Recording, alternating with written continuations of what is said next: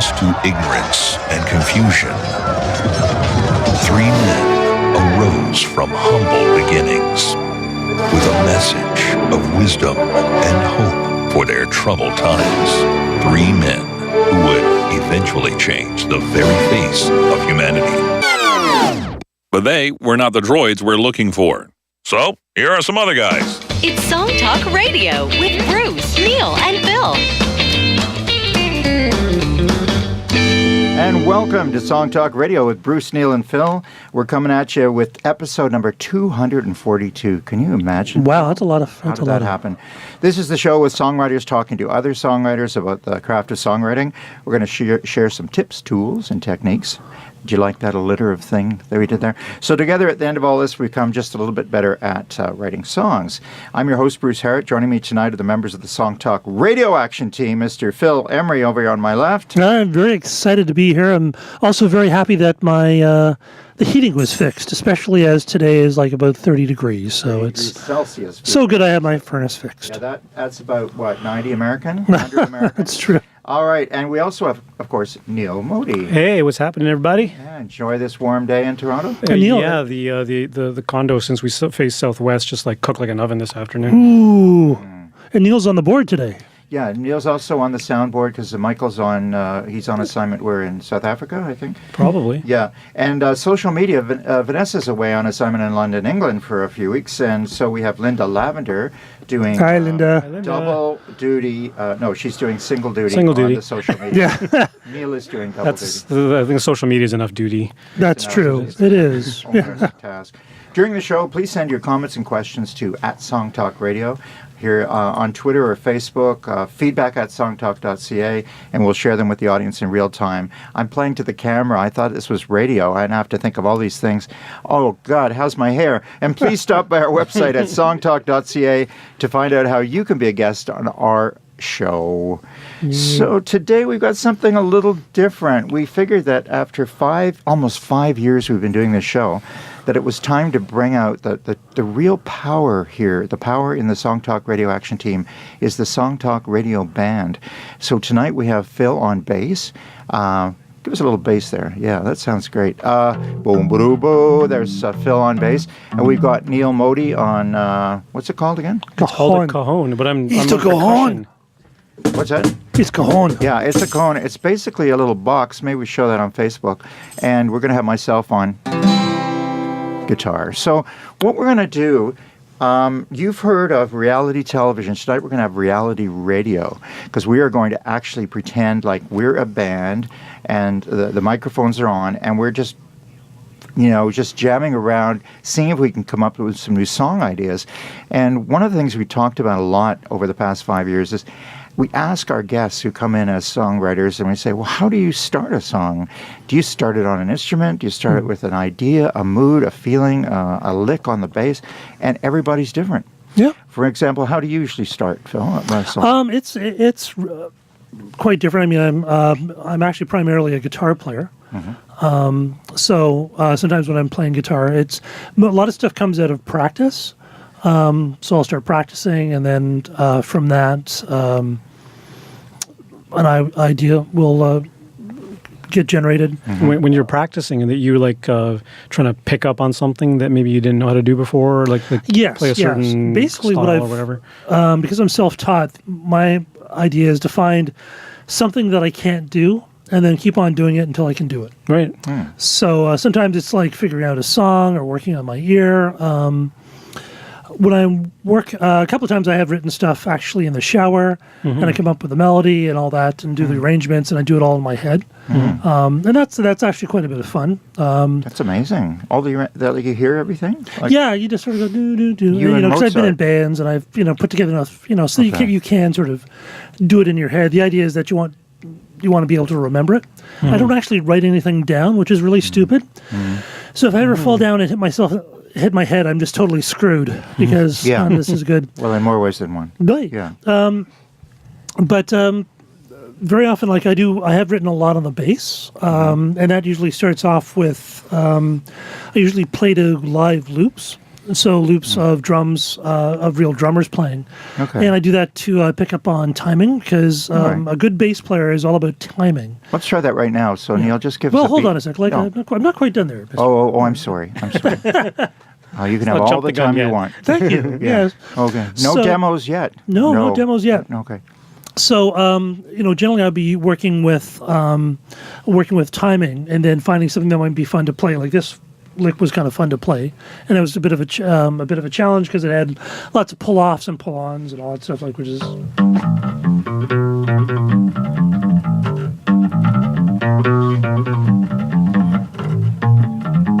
And I'll be playing with a loop, trying to make sure that the timing is right. And then out of that will sort of come up an idea. And sometimes they're just riffs and they don't come up with something. Another way is sometimes you could just be playing basic notes, which is.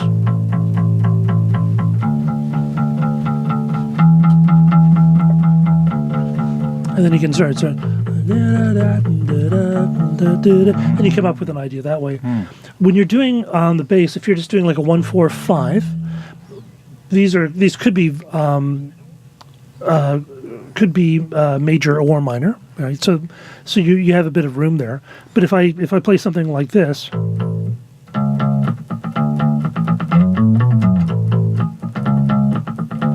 the third that I'm playing there is a major third, so that means it's going to be in a major key. And that turned into, I've been talking to the mirror, I've been talking to myself about these things I never said to you.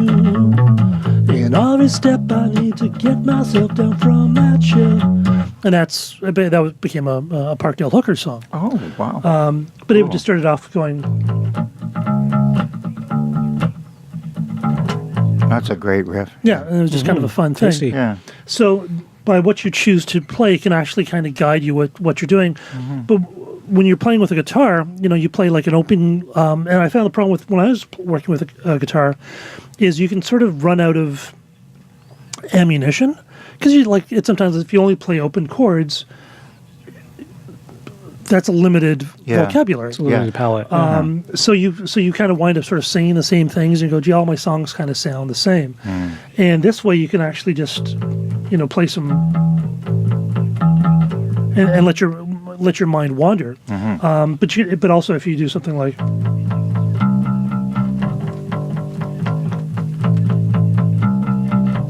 Well, that's going to be more of a minor because the third here is a minor, right? So you can actually just be playing the roots.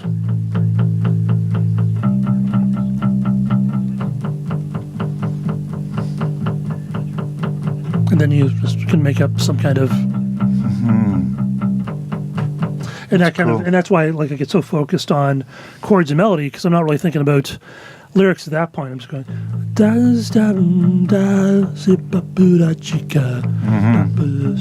Wow. Yeah, it leaves room. Yeah, and then you just can play on riffs, which is one of I was working on was.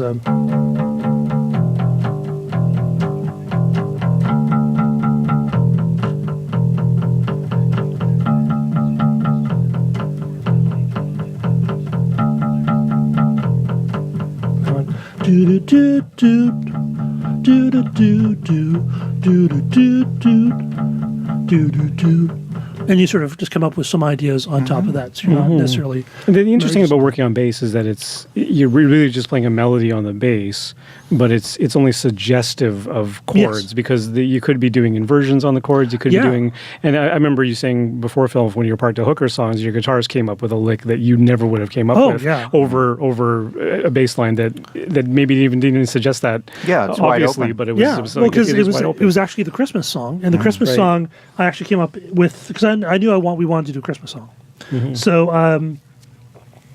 I came up with this lick in the shower, which was.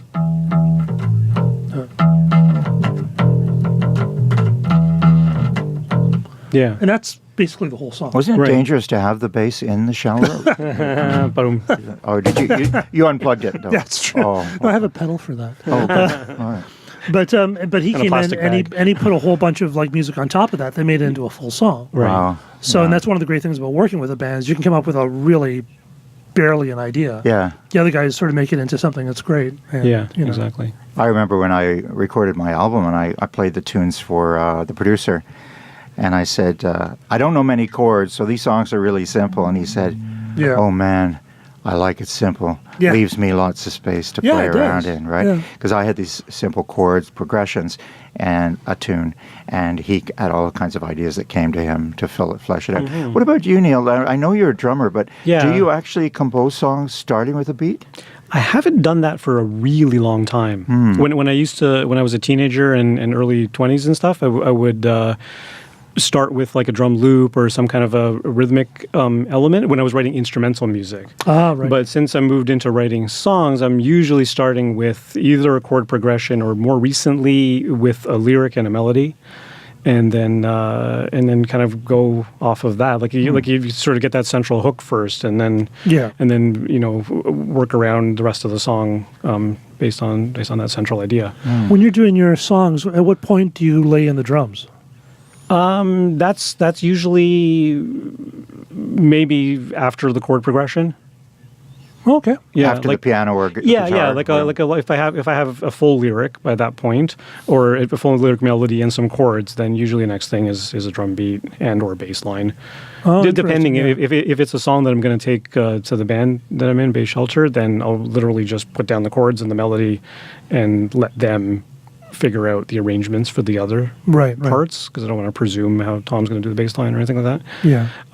But yeah, by and large, these days it's more melody and lyric as a starting point. So if someone was going to start with a drum sound, then they would just choose a beat off one of the programs they're working on, the composition programs? Yeah, like all these digital audio workstation programs, they come with libraries upon libraries of loops. Yeah. That are usually categorized by there's rock ones, there's jazz ones, there's blues ones, there's one in 3/4 time, 6/8 time, all different tempos. Yeah. Right. So you can just audition them one by one and find the one that sort of fits what you're thinking. Yeah. And then go off of that. And what our friend from, I'm so bad with names, from Los Angeles, Shelley Piken? yeah, Shelley Piken was saying that now in the music industry, basically some producers get together and create the beat, which is basically a drum beat with some bass, a little bit of music, a little bit of orchestration, but then in comes the lyricist to do what's called the top line, which is melody.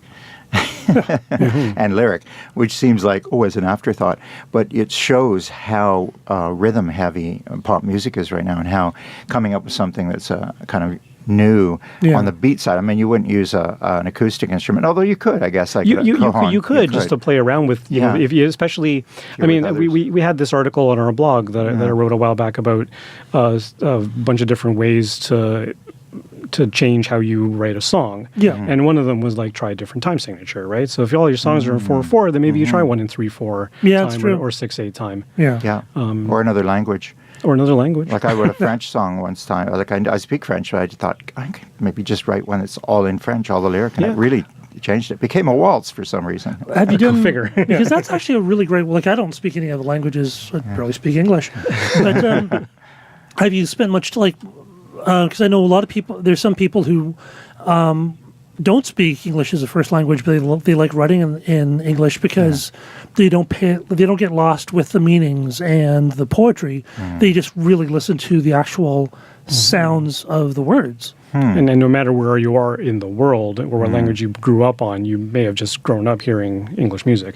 Yeah. Right. So you're going to take your song inspiration from British So and American. are you saying artists. when I write in French, am I thinking of the sound of the word as opposed to the meaning? No, I would generally be translating, because I'm not that fluent. I would just start riffing. So when you on wrote the French song lyric. in French, did you write in English first and then translate it? Yeah. Oh, really? Kind of in my head. Like, I mean, partly it was. Well, because you think in English, right? Well, the song was called "This Is a French Song."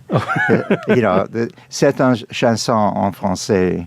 Right. C'est pas mal, no, and then I'd say it's not to this, but I'd throw in an English word. So it was a franglais. It was back and forth. It was more of like a funny song, right? So, but it was fun to do that, and it changed things around.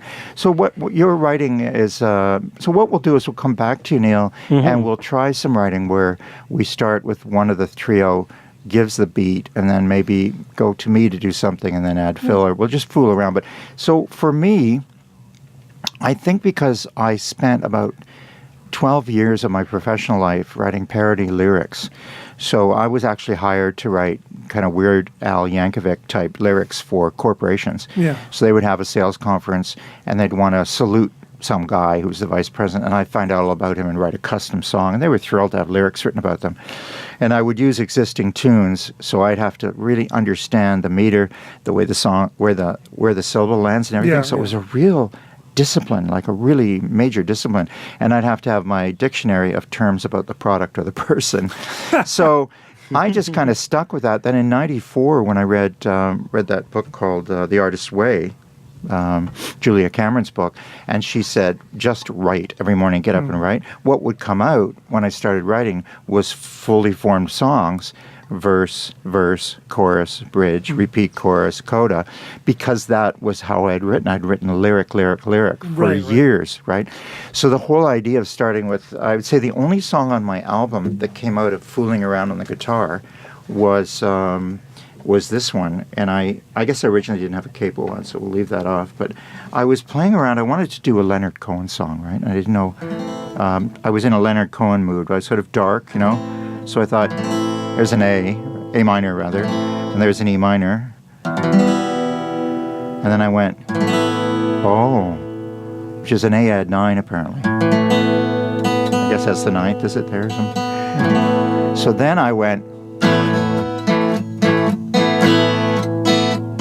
And then I knew what a C major 7th was, so I just added that. And somehow it worked. And I had a song called Nipigon, right? Yeah. But that was sitting there playing, stumbling on a chord I didn't know existed. Yeah. And I wish I was a little more loose with that now because, you know, like you said, I thought, well, is it going to be a C, 1, da, da, da, da, da, da, or is it going to be a 1, 4, 5? Yeah.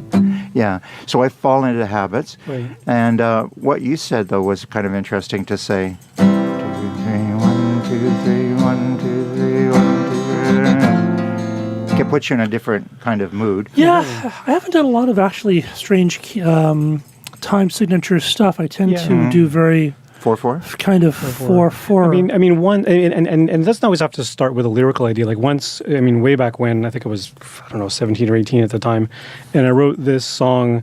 It was just a piano. It was a solo piano piece, but I had started with the idea of actually subverting the waltz. So it started off like a waltz, boom, bum, bum, boom, bum, bum, boom, bum, bum. But on the fourth time, I went boom, bum. Oh, yeah. I changed it into a 3/4 into a 2/4 bar. Oh, wow. And that became the whole basis for the rest of the piece. So all the melodies and things revolved around that boom bum bum boom bum bum boom bum bum boom bum boom bum bum. Oh, cool. Boom bum bum bum boom bum. Yeah. Right? So it was just like nice. 3 3 3 2 3 3 3 2, and that was the whole starting point for the song. That's something I fun. don't do is change time signature within a song. And of course you can. Well, but my point is that it can be a musical idea. Like you're talking about that A add 9 Yeah. that imparts a certain kind of character, a certain kind of emotional quality that I remember, was it Sean Bertram who was on the show? He was talking about the different flavors of chords, right? And Yeah. we were asking him, like, why are you going to the 13ths and the 11ths and things? He says, well, that's the musical language that expresses best what I'm feeling, Right. right? And sometimes a 1/4/5 ain't going to get you there. No. Well, that's why it's good. It's good to learn a lot of chords on the guitar. Like I'm quite limited as a guitar player because I don't like. He had such a palette, right? Yeah. So if you're studying jazz, you've got like 50 or 60 chords, and I may have maybe 20, right, that I can play. Right. Well, it's another great thing to do on a guitar is to actually change the tuning. Because then you Yeah. can't play the same things you've always played. Right. That doesn't work for piano players. Not as much. No. So what's the famous one that is a drop D? You take the bottom E down to D or something? Yeah, it's D, A, D, and I think. I mean, You there's a just couple drop of the D. Yeah. Because then you can play power chords on the first 3 strings without Yeah. just a straight I mean, finger. I did one which was I think it was D. Dadgad's D, A. apparently Dadgad's the other popular one, isn't it? Yeah. But I actually doubled the B at the top, and it kind of gives a nice sort of drony sound. Oh, okay. Yeah. Interesting. But I know. Is that getting annoying? I'm No, just dropping the E down to a D so people can hear what it sounds like. So when you hit the first 3 strings open, you get a power chord, right? Yeah. What do you mean? Well, the first 3 strings.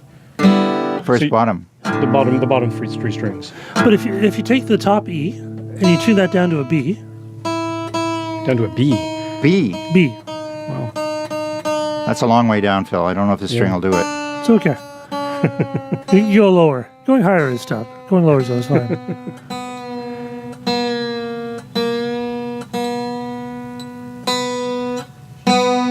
Got two B's at the top. Yeah. Yeah.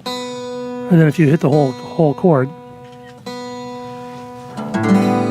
Oh. yeah, Oh, it's like an echo. yeah. So you've got kind of like a droney thing, and you know, Oh, interesting chords. yeah. eh? So you have to But do then, something then your different. shapes have to be different than your regular open shapes. Well, and what happens is that you start. I think that's a great way of developing your ear, because you can't sort of just go, oh, I'll just go to this other. You can't go to this. I just can't go to this chord that I've always gone to, because those chords don't exist. So it kind of forces you to use your ear a bit more and just go, okay, where should it go? And then you're basically just kind of like fumbling around for a while until you find something that works, and then you go, wow, that. And it really expands your ear and your palate, and without having to necessarily kind of go through chords. I mean, although I think Eric Sorensen, Yeah. he bought one of the books that we recommend on our resources page, which is like 1001 guitar chords or something. Right. And he would just open up a page at random and put his finger down and say, okay, I'm going to learn this song. Learn this chord, Right. and on the guitar, it's mostly just knowing where you're putting your fingers. You don't necessarily. You should understand what the chord is, but most guitarists just understand what shape their fingers are in. Yes. And then that adds to his repertoire, and you're not just stuck doing the same chords, which is tough, because I think every songwriter gets to a point where you're just going, oh, my stuff sounds the same all the time. What I found when I write is the way that I'm used to and the way I'd like to break out of is lyric first, right? So I'll have a lyric, I'll have a lyric idea. So I'll have like I have an assignment for it's the Toronto Songwriters Association. We're having a meeting this Friday, right? And so I'm writing this song on what's the assignment again? The grand. Forces of nature. Force of Nature, right? And so I first of all went to Spotify and looked up all the songs of Force of Nature to see where they landed that lyric. Oh, okay. And I liked the ones where that wasn't the refrain, that it was landed, that Force of Nature was somewhere in the verse, and that it was a different. So I made that decision, and then I started to think about a force of nature as a person who is like a storm. So I went to Wikipedia and looked up force of nature, and that what came out were, tornadoes and hurricanes and stuff. Right. So I started to think, well, who's gone through my life as if it was a storm passing through my life, and what would that be in a relationship? So I start to think of the story first, and then I start writing down right away. I start writing the verse and the chorus without any kind of melody in mind. So I've got a draft of the verse and the chorus.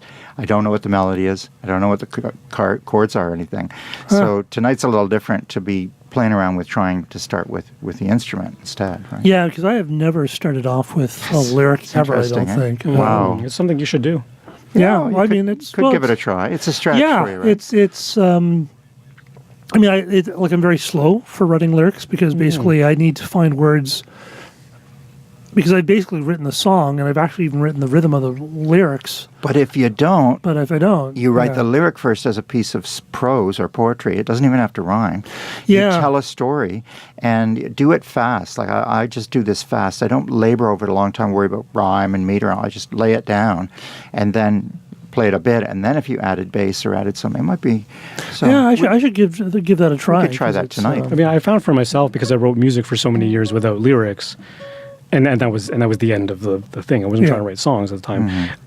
Now that if I start with a lyric, I'll finish the song a heck of a lot faster, because I mean, like you, Phil, I'm much more well versed in the music side of things.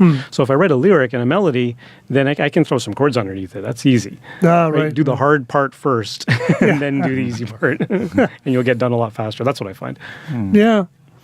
Yeah, well, there's lots of different strategies, I think, to get out of your own head, which is a... But I think important thing. the one common thread between all the sort of techniques we mentioned is that there's always some kind of a central focused idea, right? You're always kind of anchoring your song on something. Yeah. Whether it's that bass riff, whether it's that chord progression or that mysterious sounding chord, or whether it's the beat, or whether it's... Or the lyric. Or the lyric Yeah. idea, right? The phrase. Whether it's a phrase or whether it's just a word or whatever, right?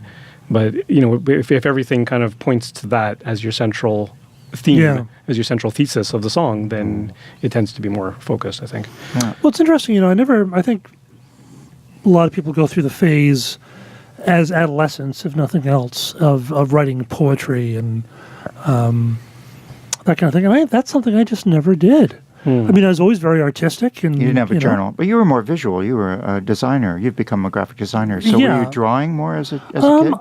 Kind of. I mean, I always left in my head, but I never wrote things down particularly. It was just something I didn't seem to do. But you drew things, didn't you? Little pictures and doodles. And I always drew stuff. And, well, that's your nature then. But I'm not a fine artist, though. Right. That's always I tell people I'm not an illustrator. I'm not a fine artist. It's like I'm a graphic communicator. It's like I don't sit and paint at home. If I don't have an assignment and things like that. Yeah, if I don't have an assignment, I don't create visual stuff because that's not what I do. Right. So, but I've never actually written poetry the way most kids will. Well, I think it's innate because when I was in grade 2, we had this assignment, and the teacher would take clippings from magazines, and she would just cut out a photograph or an illustration and cut out, leave all the text off it, right? And it was in a box at the back of the room. And when you were bored or it was writing or reading time, you went and grabbed a picture, put it on a piece of paper, and wrote a caption. Of course, years later, I did advertising, right? But I was so into that. Yeah. Like I wanted to write the words in grade 2. So I think you're born with a certain aptitude. But maybe, Neil, did you start drumming when you were young? Well, I started drumming in like grade 7, but even before, probably around the same time, my creative output mostly was creative writing. Oh, was? Right, okay. like I was writing like... In grade school? In grade school, in high school, whatever, I would write... I mean, I was really invested in like science fiction, fantasy type of stuff. Mm-hmm. But, I've wrote the occasional poem, maybe, It just, but like Phil was saying, like usually it was a class assignment or whatever to say, but I would often flex further than the assignment would be, and I'd write something really long. Yeah.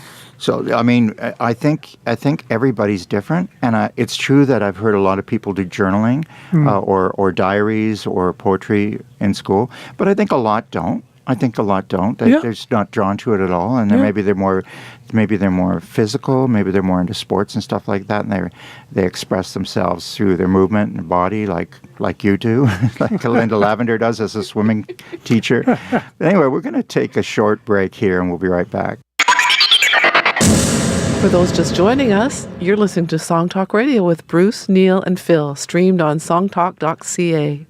Don't forget, we love to hear from you, so tweet in your thoughts to us at Song Talk Radio or via email at feedback@songtalk.ca. We'll share your thoughts here on the show. And you can find links to all the products, books, and web services we mention on the show on our resources page at songtalk.ca. Coming up on Song Talk Radio, October 16th, our second songwriting apps review show. We will look at some tools you can use on your phone or desktop to help you create songs with special guest app user Alistair Bradley. October 23rd, we just don't know, but it'll be good. It's going to be amazing. And if you're in the Toronto area, please join us at our next Songwriters Meetup on Thursday, October 25th from 7 to 10 at the Transact Club. It's free to join and free to attend. Where do you get that? Stop by songtalk.ca for the link in the Songwriters Meetup. Yeah, it's very rare something's actually free. That's right. But the beer is not free. There's beer. But there is beer. Yeah. There is beer. Good we thing. have a humorous moment now with Neil. Okay, so we got our definition for the week. This is a very short one. Musical snob is a person who pretends to know more about music than we pretend to. Oh, there you go. This really applies to this show, I think. That's true. That is We're not probably pretending. We just say, I haven't a clue. But I think there's something, I think it's good if you want to grow as a songwriter to not always do what you're comfortable with and to push yourself into. And I've been trying to journal because I've been working with a coach and that's one of the assignments. And I just never think about it. Like I'm always going, oh yeah, I got to journal. Like it's just not part of my it's not a world. habit. It's like I'm writing. do copy for clients and stuff like that. But I don't sit there and go, gee, I should journal now. It's just not. It's not like brushing my teeth. It's just You know, I guess I kind of explained to our listeners the Julia Cameron method, which is in The Artist's Way. She says, get up, do your bathroom thing, whatever that is, and then go directly to pen and paper and start writing, because you're in that zone between sleep and awake where the critic has not woken up yet. Because the main thing that blocks us from creativity is the inner critic. Says it starts judging just as you think it. Oh, no, that's been done. Man. Oh, that won't work. Oh, we tried that before. But when you're still half asleep and you just put pen to paper, this stuff would pour out of me. And the miracle was, to me, entire songs would pour out. Entire songs without me lifting the pen. I don't know how that happens. Wow. You know, it's weird. I'm not saying I was a genius or anything. It was just that something got liberated. When I was not going to criticize the first draft was pretty good. It was pretty good to start. Right? Yeah. So I want to move on to some playing now. Yeah. because, Can I just interject with one thing about that? No, Yeah. go ahead. Just about sort of picking up on phrases in everyday life. Like I was just reading, was reading Blair's blog, Blair Packham's website blog at one point, and he was just writing about something songwriting wise, and there was a phrase he used in there. Says, maybe try this, you might be surprised. And I'm like, that's kind of an interesting phrase. You might be surprised. Yeah. And then I just took that phrase and then I let it sort of simmer for a few days, and came back to it, and then wrote a song basically about sort of expectations of others, especially like parental expectations or things like that. Oh, cool. And saying that I didn't turn out the way you quite expected, but you might be surprised I'm actually okay, or whatever, something like that, right? And and very recently, the Movember Foundation for this year's thing, their catchphrase is "be a man of more words," meaning just encouraging men to like talk about their emotional issues and mental health and all that sort of thing, right? And so I proposed to Addie, the lead singer of our band Bay Shelter, when we write a song together, because I know he's into the Movember thing as well, right? When we write a song together called "Man of More Words." And I came up with a little chorus, and then we got together last week and sort of hammered out that, just with that central focused idea, right? And managed to hammer out some chords and some melodies and lyrics. Well, and it was all good. I think you're onto something about collaboration, Phil, because what I found is that the times I've broken out of my style of writing was when I was collaborating, because I was pushed out. Yeah. There's somebody else there doing something differently, right? I mean, when we worked together, Linda Lavin and I wrote a song together, and I was trying to push out of lyric first, but we actually just had a conversation about what's important to us, right? And you just start chatting about that, and then if you're with someone who starts with the bass, you might just start with bass, right? So let's we're going to just try to improvise a song here. So, Phil, do you want to just start with a bass part, or start with the rhythm? Let Neil come up with the rhythm. Yeah. Nothing too complicated. Something straightforward.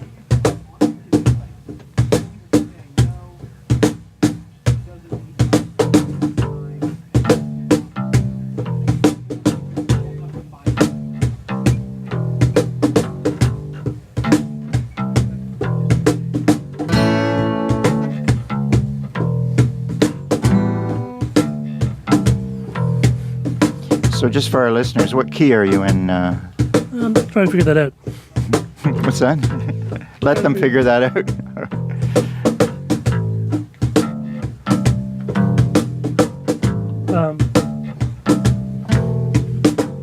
E.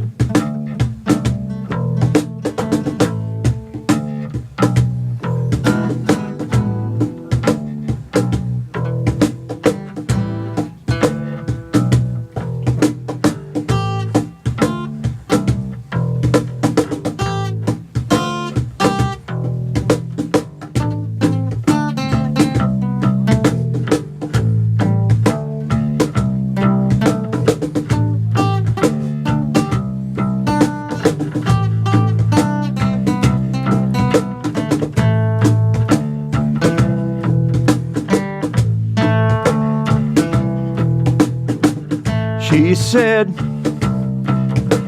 bye. She said goodbye. She was gone for good. He was gone and she's gonna stay gone for a long time.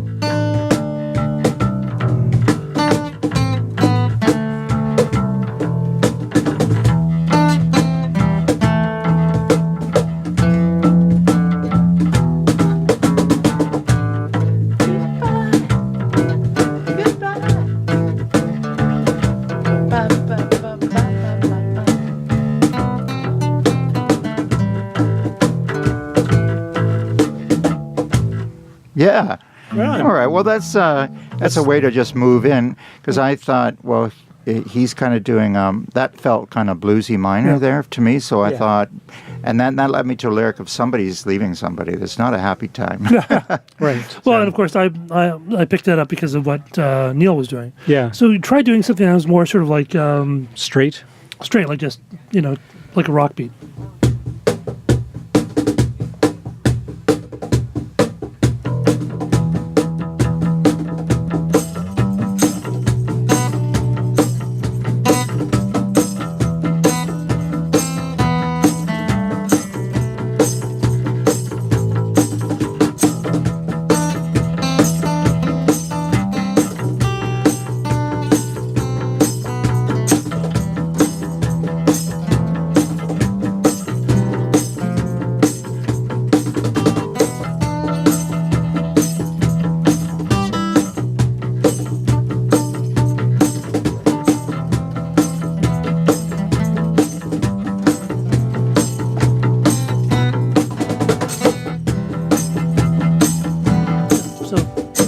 See, I'm at a disadvantage because I can't hear the key from the bass. I want to admit to all your listeners out there, I'm just trying to figure out what key we're in. That's a tough So thing. maybe So you could, what- so we could- That would we be could- an E. you're going to stay in E on the rock piece?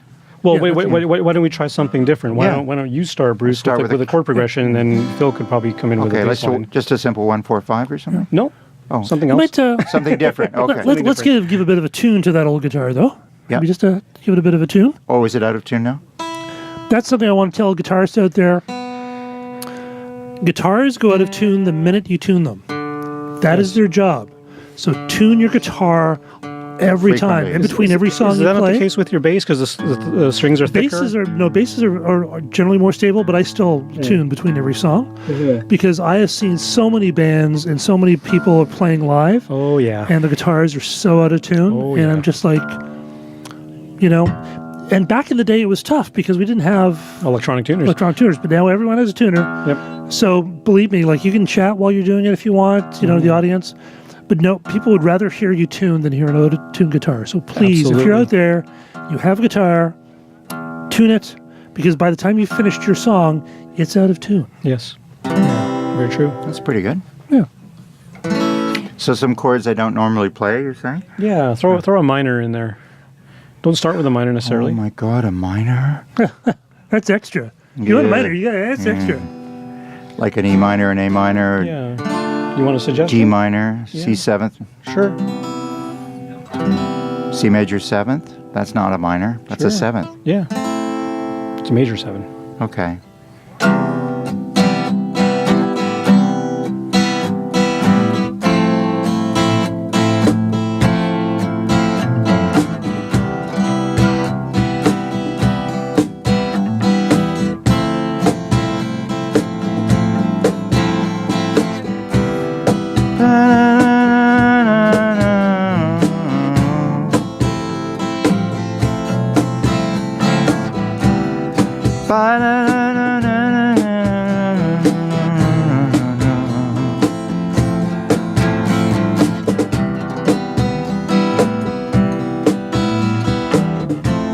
I'm gonna go to a wonky chord now.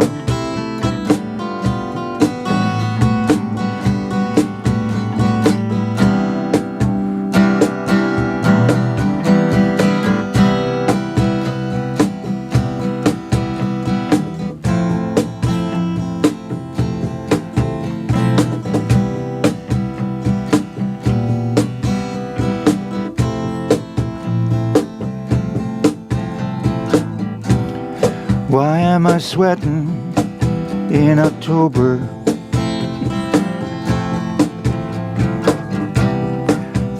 $30 outside.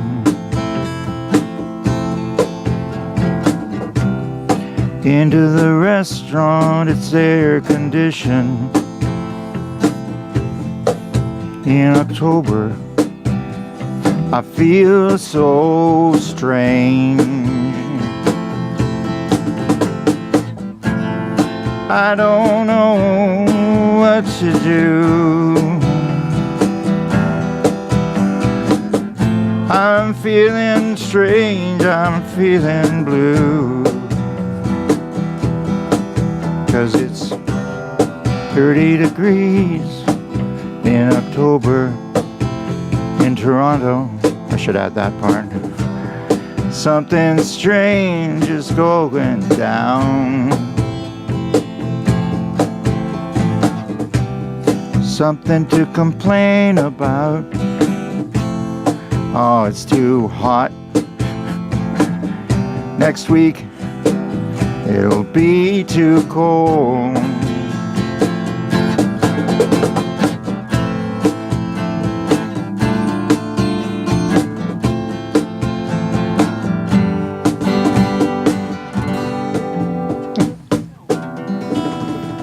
So there you can just start the instruments going and then riff a melody. You can run a recording. I mean, Yeah. I happen to be a lyricist, so lyrics come to me easily and sometimes rhyme and all that. But even if they don't, you could just run a microphone when you're fooling around with your band or whatever. Yes. So Do it the on your lyrics phone. might come Actually, out. that's a really important tip. Every time you're practicing, have something recording because you're going to come up with some little idea. And you go, that's really cool. And then the next day you'll be going, What was what was that? that idea? And it won't sound, and you'll kind of get it and go, it's not quite the same. Yeah, I That's saw happened. I saw a concert Saturday night. It was a fundraiser for Princess Margaret Hospital, a cancer hospital in town here, and Randy Bachman was on the bill, and he played American Woman, right, which is basically two chords. It's one chord actually, for the whole song. And that's the story of that song is that their lead singer Burton Cummings, they were doing a sound check, I think, and being very inventive, I guess Randy just came with dun dun dun dun dun. And he just started rapping, and I guess they were recording it or they remembered it later at the hotel that night, and that became a #1 hit. Yeah, well, it's actually, I think what happened is, I believe it was actually live. Burton Cummings had to leave the stage, so they were just kind of vamping on something to kind of fill the time. Oh, he went to the washroom or something. Yeah, and so they're just kind of doing the riff, and it's kind of a very What Led chord is that? Zeppelin. Do you even know what it is? Dun dun dun dun dun dun. No, That's it. that's a whole lot. Bo-do. That's a It's whole kind lot of love. It's also a Similar. whole lot of love. Yeah. American Woman. Yeah, he But then probably Burton Cummings came on, and Burton Cummings come on. Anyways, Burton came on and started going American Woman, American Woman. and basically wrote the song live. I mean, Yeah, and that's another thing. Bands will sort of jam, and you'll come up with ideas. Yeah. And it usually, I find, even if you have very strong songwriters coming in as band members, what usually allows the band to find their sound is when they jam something up and it becomes something that's naturally that they all do. Yeah. And then it becomes something that's sort of more than either one of them can make. Yeah. Yes. And that's when bands get great. Yeah. Like you two probably Yeah. came Yeah, up because there very much so. with a producer. So why don't we try a different way now, which is we'll come up with, and we'll ask Linda to jump in with us. We just need a phrase, or let's start with a phrase or a feeling, either an emotion, and hustle over onto the mic there so you can share it with us. Either an emotion or a feeling, situation, anything that would Not get to us put going. you on the spot, Linda. Yeah, it would give us a start to a song. Not at all. Well, Linda is a very good songwriter in her own right, has an album out called The Rosso Sessions. The Rosso, Lake Rosso, the Rosso Yes, Sessions, recorded right? in a cabin on Lake Give us Rosso. something random here. Give us a situation. For a song. Yeah, I can give Yeah. you a bit of guidance because I do a thing called Right Now, which is creative writing, Yeah. improv writing. So we do it just like a skit. So let's find a character first. Name a character of any kind, the age, sex, whatever. Melissa. Melissa who? No, we need the age. You want a Oh. description or a A description, name? yeah, like a high school girl Elegant. named so-and-so. What? Elegant. woman named Melissa. Okay, an elegant Melissa Thinking woman. Melissa Stevenson. Red Velvet. Melissa Stevenson. Okay, Stevenson? Oh, she's married. and Melissa Stevenson. where is she I thought you right said- now? I thought you said Mrs. Stevenson. Oh, Okay, no. guys, where is she now? In the bath. Oh, she's in the bath. Okay, she's reclining in a bath. Are there candles? And what's the mood? Mellow. Mellow. She's Mellow mood. Okay, so Melissa is mellow in the bath. Okay, so rather than jumping on a lyric, why don't we start with a bass, something around that? What would you do for Melissa mellow in the bath? Or anybody? You know, I don't really take baths, so I have no idea. I haven't taken one in a year. Well, it's gotta. It's gotta. Well, I be mean, I take something- showers. I mean, Like, I gotta do be some- bathe. it's got to be I something. do like- bathe. I want to I- make that perfectly clear. Well, I we do can bathe. vouch for that being in this small, hot Yes. Well, It's got to studio be for something 5 years. smooth and calm, and not too Yeah, not something- too busy. She'd probably be she'd in that mood of like relaxation, maybe almost like what's trance type stuff, right? And that kind of thing. That's Yeah, nice. That's smooth. That works. She's getting ready to go out tonight. What key are you in? Help me out. D. Everything's going to be just right. A D. G.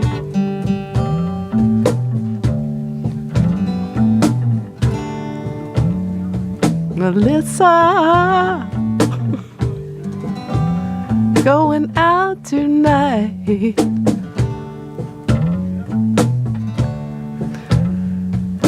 Everything's gonna be just right.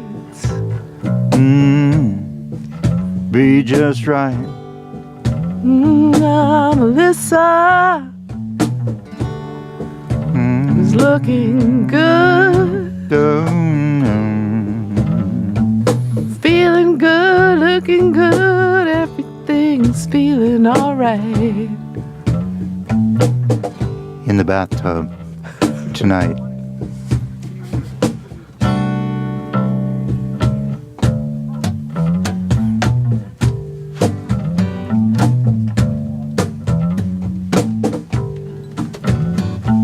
Stepping out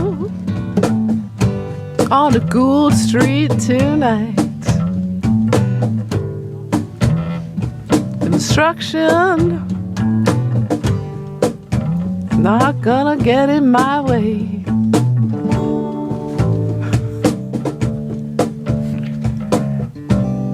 I think I'll have a shower now. Nice, nice. So you can see, you can just choose a mood. I use improv theater when I teach writing. I use the precepts of improv theater, which is all you need is a character, situation, and a mood, and away you go with actors, right? And with musicians too, because it's so much about feeling, right? So sometimes we did an exercise when I was living out in Whistler, and that's where I used the C major 7, because it was a woman alone at a phone booth. Remember phone booths? This was in the 90s. She's alone at midnight at a phone booth. And everybody in the group, there were like 5 different writers, wrote something so remarkably different. And I wrote this song.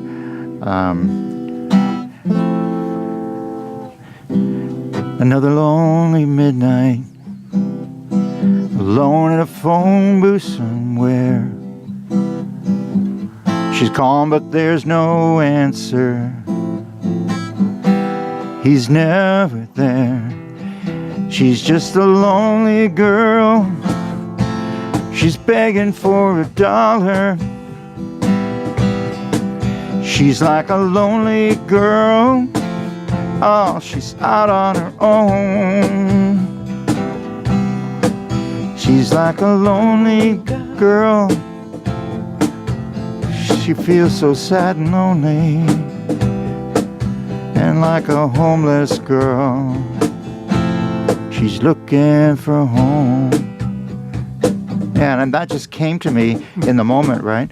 It was homeless girl, actually. She's like a homeless girl. And I thought that was maybe sexist, so I wrote the homeless guy version. Well, Right. no, I've seen you actually when like you've done this. I thought when you did a open Improv. mic night thing where people throw like a subject and you sort of come up with a song. Yeah. So like you're saying that you use improv techniques, but a lot of people don't know what those improv techniques are. From theater? In the next 8 minutes, tell us what those are. Oh, you mean in improv theater? Yeah. Okay, so I studied improv for about a year every Wednesday night. I took level 1, 2, and 3.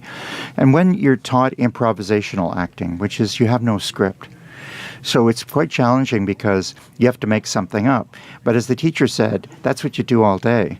Yeah. We don't wake up and have a script for the day. So, you know, Neil calls his boss, he's having a conversation. You have to make it up. So it's just going with it. One of the rules of improv is you never shut someone down. So the phrase is, yes, let's. So if I said to Neil, for instance, you're going to say, yes, let's. So I say, hey, let's go climb the Eiffel Tower. Yes, let's. Instead of like, why would you do that? Then it stops the scene, right? The same with when you're improvising in music, or say, hey, let's try this. And the guy goes, I don't like the C chord. Oh, come on. It's going to go nowhere, right? Right. So it has to be, everybody accepts what anybody puts in, no judgment on what people put in. And someone will say something, let's go climb the Eiffel Tower. And the person says, yes, let's. But how are we going to do that? Because we don't have a rope. And then a third person walks into the scene and says, I have rope. And then suddenly it's funny because they have rope. But why are we in Paris? And then it all starts to just unfold from that. And it's also, because it's visual improv rather than radio like this, you're also quite physical. So you start. How do you apply that to doing this, to writing lyrics sort of on the spot? Well, so what I decided was, okay, so improv is basically allowing a space where anything's possible, nobody shuts it down, and you add to what the person's doing, if possible. That's the improvisational cooperation, right? So I adapted that for writing, for creative writing, by saying, like improv, we're going to ask the audience for, because, if anybody's been to Second City or any improv troupe, they always ask the audience to show that it wasn't planned, although they may have planned their little skits, and they pull one out of their sleeve, but they say, just at random, anybody. A 65-year-old man who thinks he's a teenager. Okay, great. And where is he? He's at the skateboard park. And what's he doing? He's not skateboarding yet. Okay, great, let's go. And then suddenly a guy will go, well, I'm going to skateboard if it kills me. Well, it probably will. And then you just jump in, right? So what happens with the writing is I'd give them, we'd choose a situation, a character, and a mood. And then I'd say, 10 minutes, go. And on their own, of course, they're just writing. I say, don't stop writing. Don't lift the pen off the paper. And one lady wrote literature. I swear to God, it was literature. It was so beautiful. It's unbelievable. Okay, right? But how do you apply that to doing lyrics? That's my question. To lyrics? Oh, how did I in that moment? Because you've done that before. So. Well, in that moment, I've never taught that way, but what happened is that because I was a songwriter and I was the teacher of improv writing, and I'm not a poet or a prose writer really, I just automatically started writing lyrics because I would write along with my students, right? I'm going to put something down. So I put homeless girl begging for $1. I just had this idea, and there's a phone booth, so it's another lonely midnight.